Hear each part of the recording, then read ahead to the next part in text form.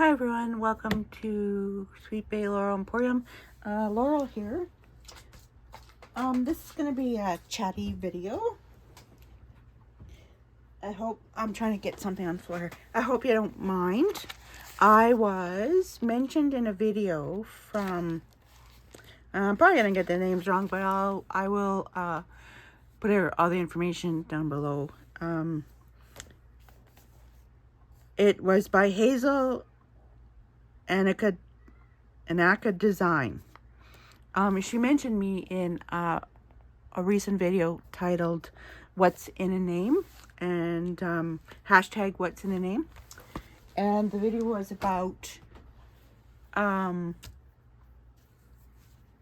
her crafting journey, I guess, and how she came about her name for her channel, stuff like that as well. Was to help designers like myself who maybe have smaller channels, subscription channels, that sort of thing. So I really appreciate it. Thank you, Hazel. She had emailed me a couple of weeks ago. I think it's a couple of weeks ago now, because I guess she's been a long time subscriber of mine, which is awesome. Thank you so much. And she was watching one of my videos, one of my shopping videos, I guess. And I was talking about some towns, Edmonton, St. Albert, probably Sherwood Park, etc., in the area. And she thought, hey, I know those names. I'm not far from there. So she emailed me, and we're actually about an hour's drive from each other. So we have plans to meet in Sherwood Park, which would be about the same distance for both of us to travel next time I'm up that way. So this is really awesome, and I promised that I would participate in the video, so I'm going to make that today. But because I can't really just yammer away without keeping my hands busy, because as you can see, I'm yakking away. My hands are yakking as much as my mouth is going. So I am going to work on making some ephemera for my unicorn ring-bound journal, I was just sitting here doing this, and I thought, maybe time that you did that. So if you can bear with me, probably the video isn't going to be excessively long, but then you never know. So Hazel talked about how she came into crafting and that sort of thing. I will touch on a few things, like I was always interested in crafting, mostly drawing. I did a lot of pencil drawing, especially in high school and junior high. It was actually one of the classes that I really excelled in and got really good marks. So I did a lot of pencil drawing, did a lot of art stuff when I was in junior high, probably grade, no, I'm not sure what grade. I was 15 when I got my first job at McDonald's. So, and it was there, so I'm not sure what grade that was. 10, maybe. Anyways, myself and a couple other girls from school in art class, the McDonald's at that time had a large staff room in the basement with large walls, and we were okayed by the McDonald's manager, because I worked there, to paint a mural on the wall. And of course, at that time, Star Wars was the big thing, and we painted a Star Wars mural. So we had the star exploding and all those kind of things. Anyways, we did get credits at school for it. Instead of 2 credits, we got 5 each for it. I have no photos of that. Like, what?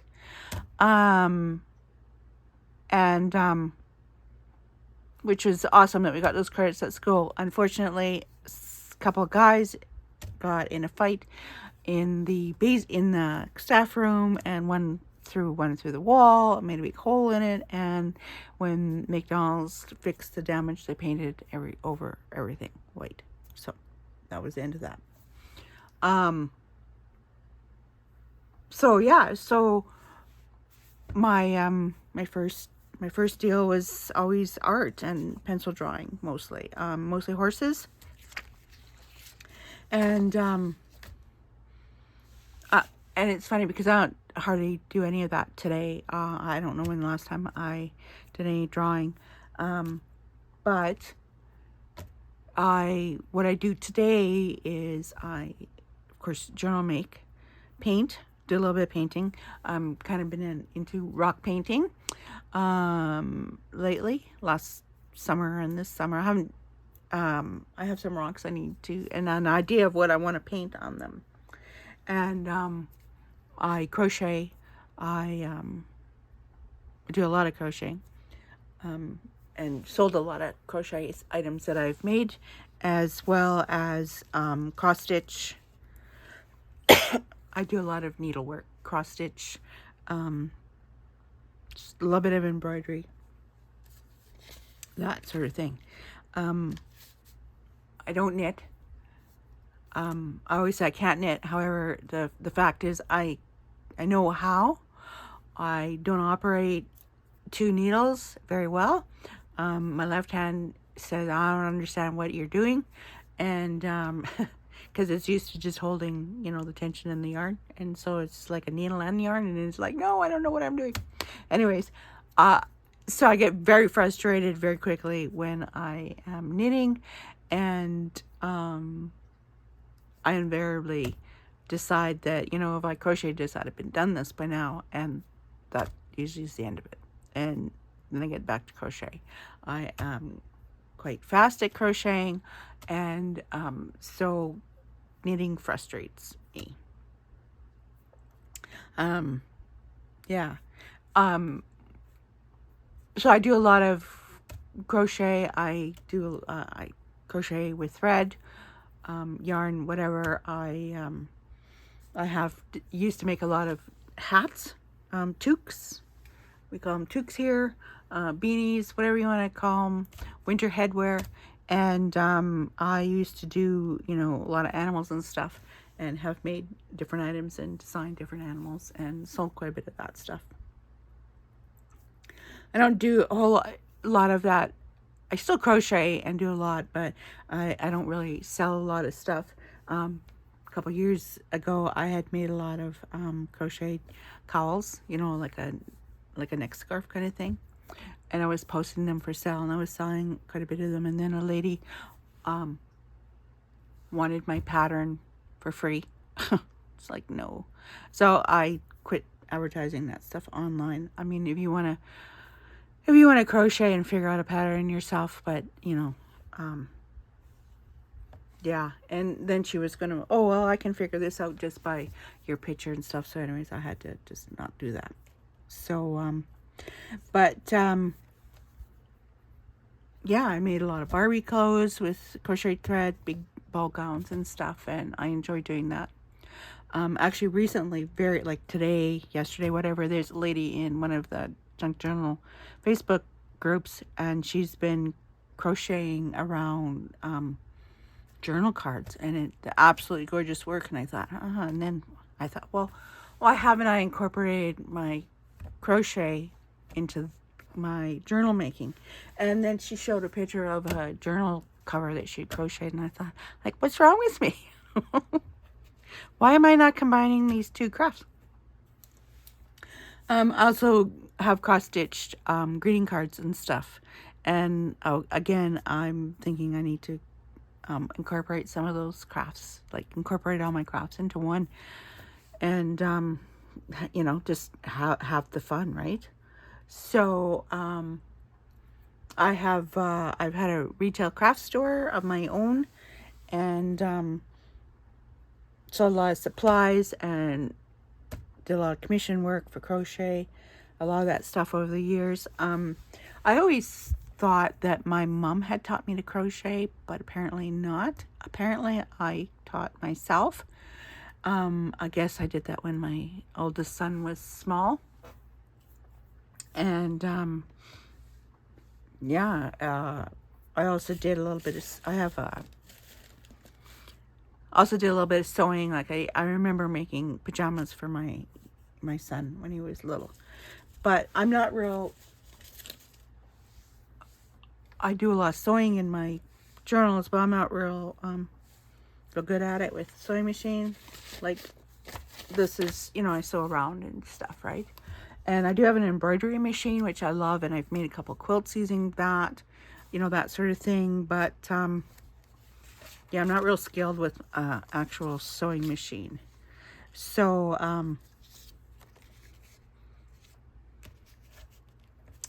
but I forgot what I was talking about. Oh, teaching myself to crochet. So apparently I taught myself to crochet, and I've made lots of stuff. I read patterns very well. I have, I can read a crochet diagram, the pattern with the diagrams, with the symbols, but I don't enjoy that at all. So I tend to stay away from that. But my mom can crochet and knit. She can do both. And I remember one time she was stuck on a knitting pattern. And she called me up and she said, "Laurel, can you help me understand this pattern?" And I said, "Okay, what does it say?" Thinking that it was a crochet pattern. And it was a knitting pattern. And I said, "Well, Mama, I don't knit." She says, "I know, but what do you think this pattern means?" And I said, "Well, this is what that is telling me to do. I mean, I know a little bit enough about knitting that, I know the terms and stuff, right?" And then she said, "Yeah, that makes sense." And she said, "Okay, thanks." And off she went. And apparently I was right. So, but that sometimes it's just, when you're reading something and you're stuck in it, it's like, I don't understand this until you kind of step away from it. And then it can make a lot more sense. I've had to do that. But anyways,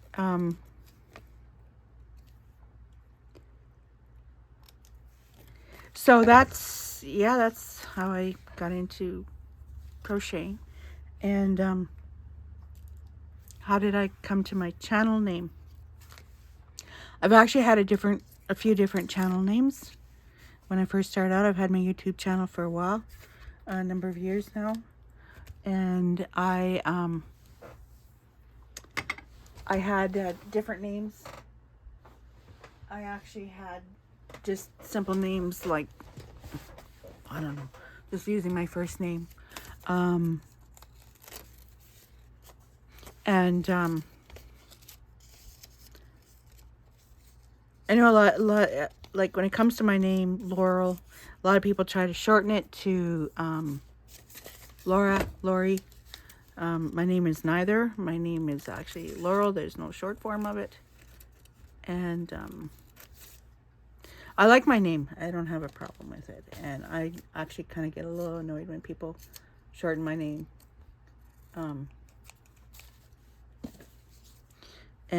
Actually, I have a problem with people shortening names. Like one of my son's name is Christopher, and I call him Christopher because that's what I wanted to call him. I didn't want to call him Chris, so I call him Christopher, even to this day. And he's a man now, and I still call him Christopher. Matter of fact, he worked for me one time, and everybody else called him Chris. And I said to him, "Is it weird that I call you Christopher? Like, do you want me to call you Chris?" And he said, "Well, I don't know." So I decided one day I was going to try calling him Chris, and I called. And he was on the floor, and I said, "Chris." And he looked at me, he said, "Oh, Mom," he said, "don't call me that. That's weird. Call me, no. And I said, "Christopher?" He said, "Yeah, that's better." It's funny. Anyways, I prefer to have my first name used correctly. And anyways, Laurel is actually, of course, it's a shrub bush tree. And I actually had, like I said, I had different names for my YouTube channel. You know, Laurel's Crafts or whatever. I can't even remember what some of the ones I used. Anyways, I was just looking on, you know, Googling different uses of the name Laurel. Of course, I came up with, you know, Laurel. There's a willow tree. And, you know, then there's a term, you know, don't rest on our laurels. And it's, yeah. Anyways, I had found this, I like that. I found sweet bay laurel, which is, you know, the bay leaves you use often in stews or pot roasts or whatever. Yeah, apparently that's called sweet bay laurel. And I did not know that. And so I decided that I would use sweet bay laurel. But it didn't, it kind of sounded like, okay. And, you know, I needed more. So then I needed to come up with a term, sweet bay laurel what? And I had a couple of different ideas, which I even can't remember now what they were. And so I put on Facebook on, so trying to come up with a YouTube channel name. I have a couple of ideas. Which one do you like better? One was the word Emporium, and I can't even remember what the other one was. And everyone said, and I said what I was trying to accomplish with the name, because like many of us, it's not like even Hazel, hers is designs, which is, you know, a great name, right? I didn't want to use journals because that's not the only thing I do. If you go through some of my videos, you see some of them involve my horses, you know, my dogs. Some might involve, I don't know. I just didn't want to be limited to just journals or crafts. So that's how I came up with Sweet Bay Laurel Emporium. And everybody said, oh, Emporium describes it better. And so that's what I went with. And so it's Sweet Bay Laurel Emporium.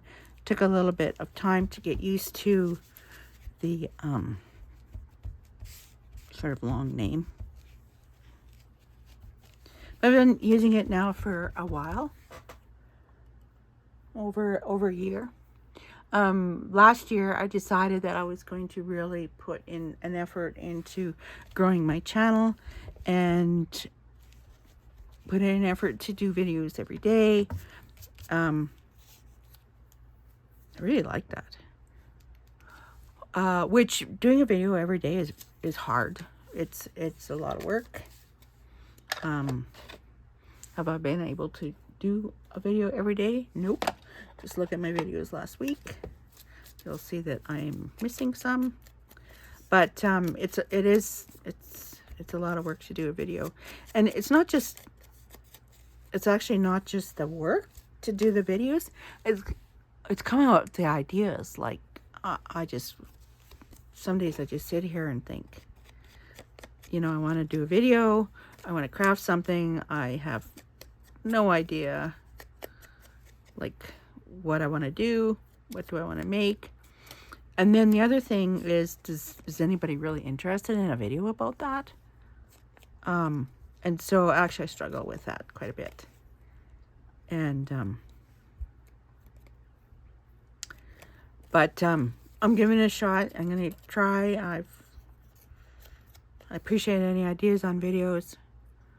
And yeah, I mean, I was really nervous making videos at first. It's like, oh my gosh. And then I was on a video with Barbara 49 Dragonflies, and I mentioned something on her video So this was quite a while ago, and she popped over onto my channel and watched some of my videos and gave me some little bit of tips and stuff, and I really appreciated that. That was quite awesome. And yeah, so how did I get into junk journaling? Of course, in the lockdown, I was watching a YouTube channel, a video. I don't know how, why, whatever, it came to be recommended. But it was Natasha Treasure Books.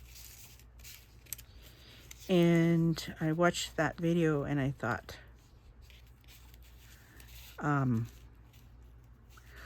ooh, I like this, right?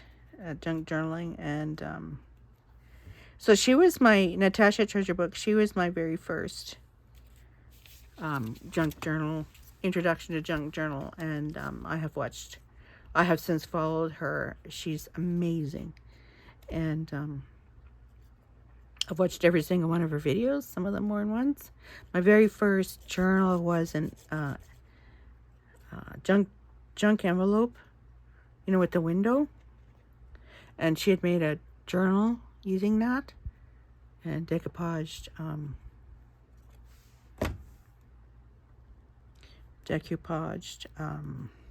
Mod Podge, whatever,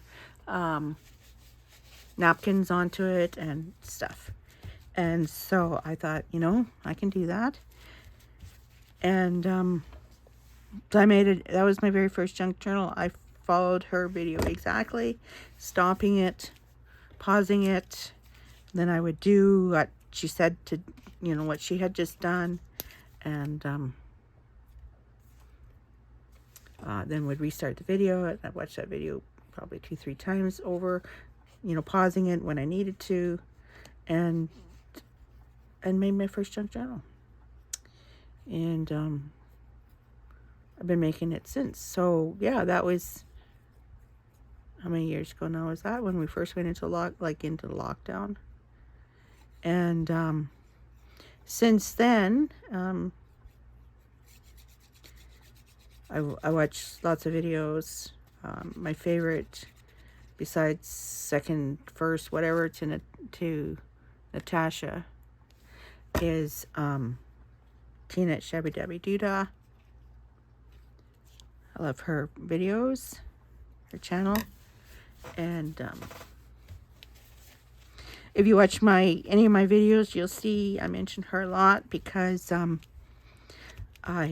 like her ideas, and I make quite a bit of items that she makes on her channel. I love her mass make. So, well, I love those actually. And then I have this on this side, which I had a tag in it, this one. Anyways, so yeah, I follow her. I follow, you know, a lot of the big names. But this video is not supposed to be about the big names. This is about the small channels like myself, like Hazel. I am Canadian, and I follow a lot of Canadian ones. There's a couple that I can't think of off the top of my head, but there's one that Carlin's Craftery. You see me do a lot of her challenges. Kim's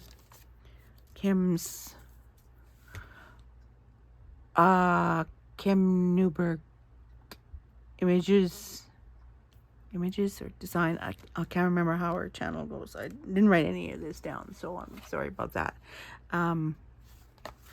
But yeah, I love her channel, and anybody I mention, I'll link down below. I'm going to be sewing around these, and yeah, so that's how what did I do with that? That's how I came to make junk journals. I've sold a few. I've taken them to markets and sold a couple here and there. people stop and look and, oh yeah, these are really great, and don't buy anything, just fine, whatever. And or have people come up and go, oh yeah, my friend makes these, you know, that type of thing, which is fine, great. And so anyways, I would like to sell more, but it is what it is. And so these are going in, this is going in here. Anyways, after I decorate them, but I love those on there. So yeah, so that's how I came to do junk journaling. And today I'm, you know, I'm not a perfectionist. I'm gonna do what makes you feel good. You do you, I'll do me. Because creativity means something a little bit different to everybody. But if something doesn't turn out perfectly, I'm not worried about it. Sometimes I've made things, and I made a journal one time I attempted to make a journal out of just all envelopes, you know, the long business junk journal envelopes. Anyways, I tried this technique, and I just threw the whole thing in the garbage, because it's like, yeah, I don't like this. And that's fine. You know, a lot of groups that I'm in on Facebook for cross stitching, everybody's so worried about, oh, well, you know, do you worry about the back, making the back, excuse me, just as neat as the front? And hey, you know, there's you know, there's reasons why I don't use knots and, you know, whatever, but I don't cross stitch to worry about what the back looks like. I just cross stitch for the enjoyment of cross stitching. And I don't sell them or anything. I have any that I have up hanging in my room, in my home, I have framed myself, and that's it. My dad was very talented in that way as well. My dad was did a lot of pencil drawing. He also did a lot of needlework when he retired, creating his own designs and stuff. And I have quite a bit of my dad's needlework in my home. He also did all his own framing. And you know, so I guess if I have any talent or crafting creativity, it came from my dad. I sometimes struggle with having an imagination. And I see people come up with these amazing things that they do, and I think, wow, you know, and how'd they ever come up with that? But it is what it is. So I don't worry about any of that stuff. I craft for enjoyment. And I have 2 fully stocked craft rooms in my home. One is my needlework and my yarn, and the other is my paper craft room. My husband is away, and he doesn't care. He supports me 100% in all my crafting stuff, and he thinks it's great that I keep busy. So I think that is very much, that's just about 30 minutes. I think that's plenty. I don't want to bore anybody. But I hope that you like this. Thank you, Hazel, again for mentioning me in your video. I will link all of that information and the hashtags and everything down below. So please check out Hazel's channel and the few others that I will link below. And yeah, and let's just, you know what, let's just be a community of support. If you're watching anybody's videos, give them a like, you know, make a comment, subscribe to their channel, watch videos beginning to end. All those items help YouTube algorithms to recommend a person's channel, whether it's my channel, your channel, somebody else's channel. I kind of have a rule that if I'm watching somebody's channel for the first time, I'll watch a couple of videos and then subscribe of theirs. And I try to always, if nothing else, I try to always give at least a thumbs up. So yeah, so we can all help each other out. I know that Tina Chevy Debbie Duda had posted a video of some where she had to make some changes in her life and some hardship she was going through, and the community really came through and supported her. And I just hope that that the community will also support some of us small channels like myself and Hazel, and there's so many others. And yeah, let's just be a community of support and helpfulness. And yeah, so anyways, I'm gonna be quiet now. I need to make some more ephemera, and I see I missed a phone call. I need to look into that. So thank you for watching, and again, appreciate being tagged and mentioned in that video, and again, check below for all the information. Thank you so much for watching. I hope that you're having a really great day. I am. And we'll talk soon. I'll see you in my next video. Thanks. Bye.